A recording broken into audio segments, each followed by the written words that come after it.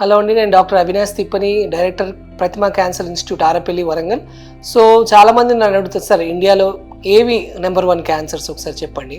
So ఇండియాలో number 1 cancers వచ్చేసరికి మళ్ళీ మనం డివైడ్ చేసుకోవాలి, మెయిల్స్ అండ్ ఫీమేల్స్. అంటే మగవాళ్ళలో ఏ క్యాన్సర్స్ ఉన్నాయి, ఆడవాళ్ళలో ఏ క్యాన్సర్స్ ఉన్నాయి. ఇక ఉమెన్లో వచ్చేసరికి ఏంటంటే ముఖ్యంగా ఇండియాలో అంతకుముందు గర్భసంచి క్యాన్సర్ నెంబర్ 1లో ఉండేది. ఇప్పుడు ఏంటంటే బ్రెస్ట్ క్యాన్సర్, అంటే రొమ్ముకు సంబంధించిన క్యాన్సర్ నెంబర్ 1 స్టేజ్లో ఇండియాకు వచ్చేసింది. ఎందుకంటే లైఫ్ స్టైల్ మారిపోవడం, ఆ తర్వాత స్థూలకాయం, తర్వాత ర్యాపిడ్ అర్బనైజేషన్ వల్ల ఇప్పుడు బ్రెస్ట్ క్యాన్సర్ ఇన్సిడెన్స్ ఇండియాలో చాలా హైగా ఉంది. సో తప్పకుండా మనం ఫీమేల్స్లో ఏం చేయాలంటే 35 ఇయర్స్ దాటిన స్త్రీలు తప్పకుండా సంవత్సరానికి ఒకసారి మ్యామోగ్రామ్, అంటే రొమ్ముకు సంబంధించిన ఒక ఎక్స్రే లాంటి ఒక స్కానింగ్ ఉంటుంది అనమాట. సో దానివల్ల ఏంటంటే రొమ్ములో గడ్డ కనపడక ముందే, అంటే చేతికి తగలకుండా, పేషెంట్కి తెలియకముందే ఈ స్క్రీనింగ్ పరీక్షలు ఏంటంటే చాలా చిన్నగా ఉన్నాయి కూడా రొమ్ములో కనపడడం జరుగుతుంది. ఈ స్క్రీనింగ్ మ్యామోగ్రామ్ సంవత్సరానికి ఒకసారి చేయించుకోవాల్సి ఉంటుంది 35 ఇయర్స్ దాటిన వాళ్ళు. సో ఇలా చేయించుకుంటే ఏంటంటే గడ్డ బయటికి రాకముందే చిన్న గడ్డలు కానీ కంతులు కానీ రొమ్ములో ఉంటే కనపడతాయి. సో ఈ స్క్రీనింగ్లో మనం ఐడెంటిఫై చేయవచ్చు. ఎర్లీ స్టేజ్లోనే మనం ఈ బ్రెస్ట్ క్యాన్సర్ కూడా మనం ట్రీట్మెంట్ చేసుకోవచ్చు. నెక్స్ట్ వచ్చేసి ఏంటంటే ఈ గర్భసంచి అంటే సర్వైకల్ క్యాన్సర్ కూడా నెక్స్ట్ ఇన్సిడెన్స్లో ఉంది. వాళ్ళకి ఏంటంటే అంతకుముందు కూడా మనం డిస్కస్ చేసినట్టు 30 ఇయర్స్ దాటిన వాళ్ళు తప్పకుండా ఒకసారి గైనకాలజిస్ట్ దగ్గరికి వెళ్ళి ప్యాప్స్మియర్ టెస్ట్, అంటే గర్భసంచి ముఖద్వారం నుండి నీరు తీసి టెస్ట్కి పంపిస్తుంది, దాన్ని ప్యాప్స్మియర్ టెస్ట్ అంటాం అనమాట. సో ఆ ప్యాప్స్మియర్ టెస్ట్ అనేది ప్రతి ఇయర్కి ఒకసారి మనం ప్యాప్స్మియర్ టెస్ట్ 30 ఇయర్స్ దాటిన వాళ్ళు ఒక 3 సార్లు చేయించేసుకోవాల్సి ఉంటుంది.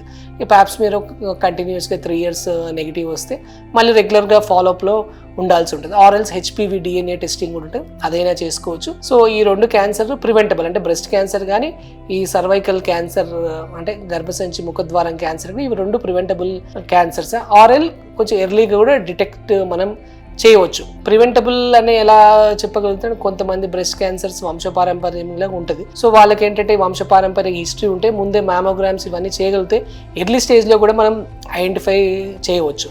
సో జన్యుపరమైన మార్పులు ఏదైనా ఉన్నాయి అనుకోండి, ఫ్యామిలీ హిస్టరీ ఉంటే ఈ మధ్య కొంచెం genetic testing, BRCA gene testing కూడా వచ్చింది. అలాంటి జీన్ టెస్టింగ్ చేసుకుంటే కూడా మనం బ్రెస్ట్ క్యాన్సర్ని మనం ఎర్లీగా ఐడెంటిఫై చేసి ఎర్లీగా కూడా మనం ట్రీట్మెంట్ కూడా చేసుకునే ఆస్కారం, అంటే వంశపారంపర్యంగా ఉన్న వాళ్ళలో. ఇంకొకటి వచ్చేసి ఏంటంటే ఈ గుడ్ల సంచికి సంబంధించిన క్యాన్సర్ కూడా ఇండియాలో ర్యాంపెంట్గా ఉంది.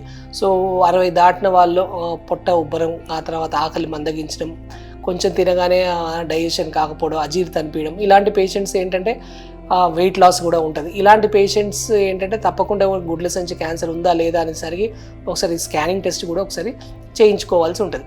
సో ఫీమేల్స్లో మనం రెగ్యులర్గా చూసే క్యాన్సర్ ఇప్పుడు మనం డిస్కస్ చేసింది, ఒకటి బ్రెస్ట్ క్యాన్సర్, ఒకటి సర్వైకల్ క్యాన్సర్, ఆ తర్వాత ఒకటి గుడ్ల సంచికి సంబంధించిన క్యాన్సర్. ఈ మూడింటి కూడా మనం టెస్టులు చేసుకొని ఎర్లీ స్టేజ్ అంటే ముందు స్టేజ్లో మనం ఐడెంటిఫై చేసే ఆస్కారం ఉంటుంది. So thank you so much.